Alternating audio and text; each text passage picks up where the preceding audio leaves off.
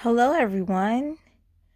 Today we are going to read The Rainbow Mystery, written by Jennifer Dusling, illustrated by Barry Gott.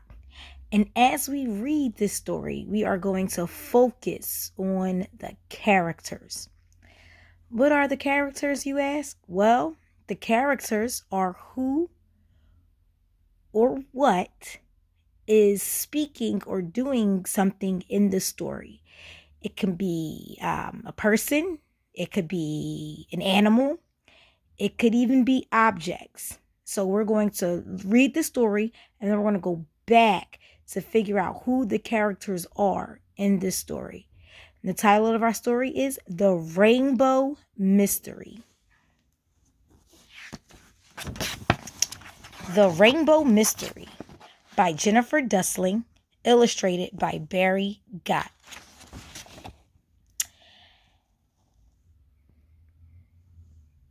Have you ever wanted to be a detective? It's not easy, I know. I tried to solve a mystery once, a rainbow mystery. I was in the family room with my friend Mike. Mike never says much. Mom says that's why I like him. I'm loud, Mike is quiet. I talk, he listens. We were making a fort from a big box. Mike had found the box by the house next door. He was cutting out a window. I was telling him what to do. That's when I saw them. Hundreds of little rainbows. Mike, look, I yelled. Mike looked. He almost fell over. The little rainbows danced across the wall. Wow, was all he said. We watched the rainbows. They faded away. Then they were gone. We jumped up and ran outside. No rain, said Mike. I knew what he meant. Everyone knows rainbows comes when it rains, but it wasn't raining. How could there be a rainbow without rain? I started thinking. One time I saw a rainbow in a patch of oil, I said. It wasn't raining then. We looked. There was no patch of oil. Last summer, I saw a rainbow in a sprinkler, I said. Was there a sprinkler nearby? No. I remembered another time I saw a rainbow. My friend Kelly has a glass teardrop necklace. It makes a rainbow when the light hits it. I didn't bother to look. I knew there were no glass teardrop necklaces around. Mike and I sat down on the steps. It was late.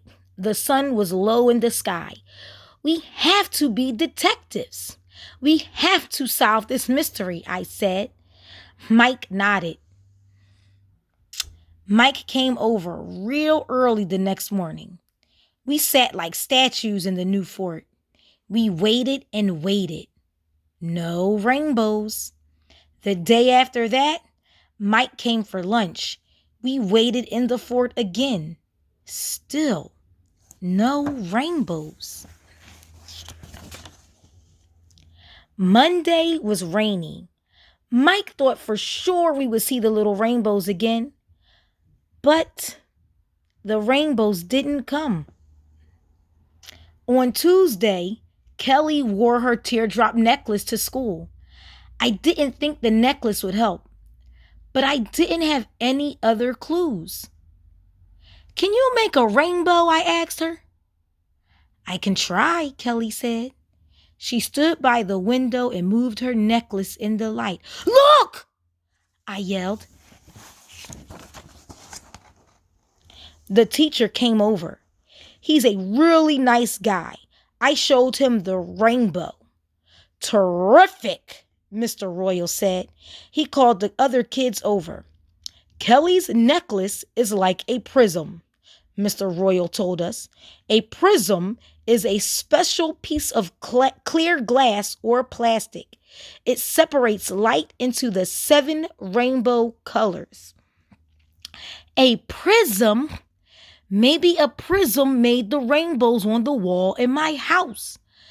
Mr. Royal didn't say anything else about rainbow prisms, but he told us stuff about rainbows.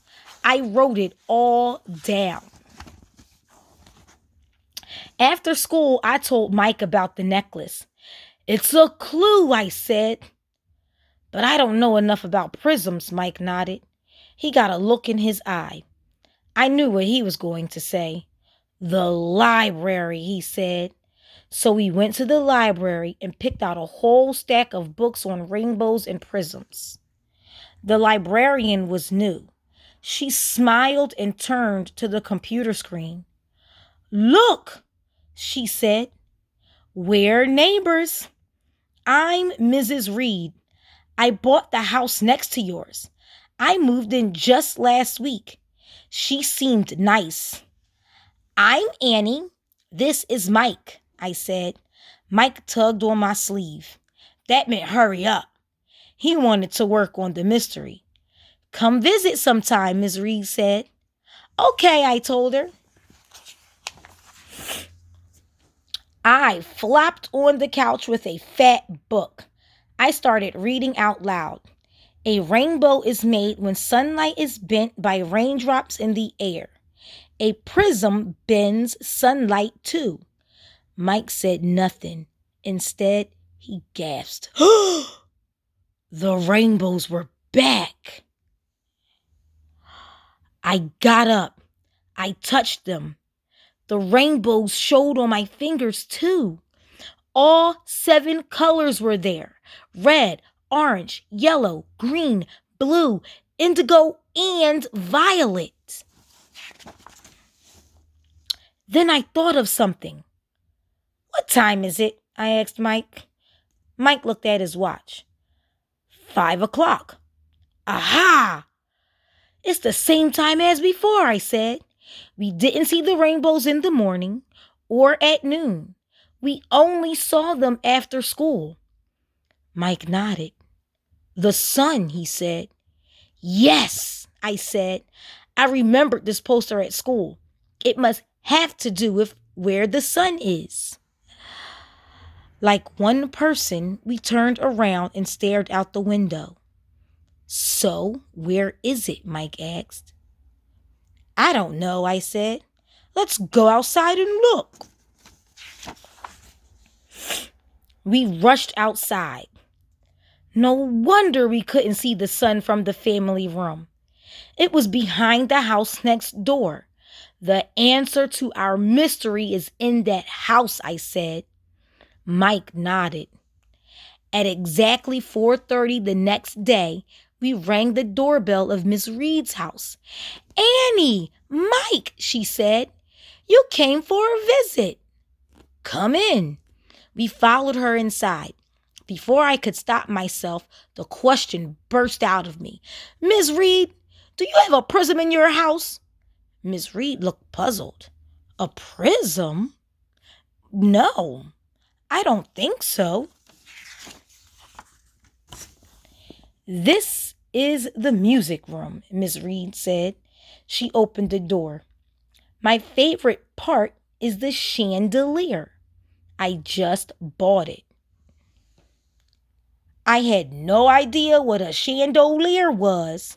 Maybe the fancy light on the ceiling, but I didn't care. I was busy looking for prisms. On the floor, in the cabinet, on the walls. Then Mike grabbed my arm. The sun had come out from behind a cloud. Light streamed into the room. It hit the glass chandelier, and rainbows danced on the wall next to the window, just like in my family room. Wow.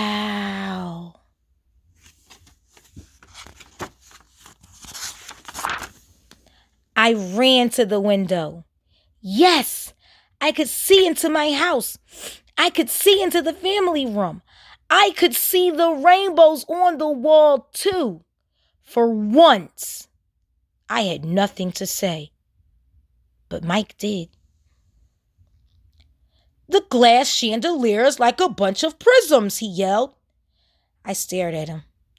It was the longest sentence I'd ever heard him say. What do you mean? Ms. Reed asked. I told her the whole story about the rainbows and Kelly's necklace and the library books. I even told her about making the fort from the big box Mike found outside. A big box? Ms. Reed asked. Was it by my house? Yes, I said. The chandelier came in that box, she said. I looked at Mike. Mike looked at me. The box! The biggest clue of all was in my house the whole time. Some detectives we were. And here's some information on thinking like a scientist.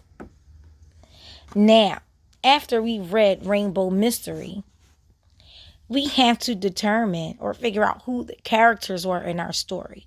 Remember, we said the characters are who or what is speaking or doing any action in the story. So we know that Mike is a character because the little girl, we don't know her name until towards the end of the story, but the little girl introduces us to Mike, her friend. And as we go further on,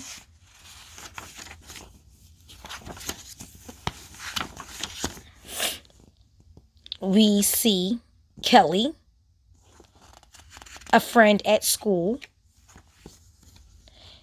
We were introduced to her teacher, Mr. Royal. Then we were introduced to Ms. Reed, the librarian, who happens to live next door to Annie. And we didn't find out her name until page 15. So all of the characters in our story were Mike, Kelly, Mr. Royal, Ms. Reed, and Annie. And Annie and Mike were the main characters because they had the most parts. They were the two people throughout the whole story, talking and doing the actions throughout the story. I hope you enjoyed the Rainbow Mystery, and I hope you enjoyed identifying the characters in the story.